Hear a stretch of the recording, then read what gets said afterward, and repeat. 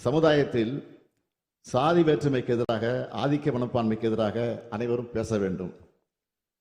மனிதர்களுக்குள் ஏற்றத்தாழ்வுகள் ஏதும் இல்லை. அனைவரும் சமம். பாலின சமத்துவமும் வளர்ச்சி பெற்ற ஒரு சமுதாயத்திற்கு ஒரு அடையாளம் என்றார் பகுத்தறி பகலவன் தந்தை பெரியார் அவர்கள். அனைத்து விதமான ஆதிக்க மனப்பான்மைக்கும் முற்றுப்புள்ளி வைத்தாக வேண்டும். ஆதிக்க எதிர்ப்பும் சமத்துவ சிந்தனையும் கொண்ட சுயமரியாதையையும் அன்பும் சூழ்ந்த மானுடத்தை உருவாக்குவதற்கான பரப்புரையை ஒரு இயக்கமாக முன்னெடுத்து செல்ல வேண்டியது நம் அனைவரின் கடமை. சீர்திருத்த பரப்புரையும் குற்றத்திற்கான தண்டனையும் வாழும் கெடையுமாக முன்னெடுக்கப்பட வேண்டும்.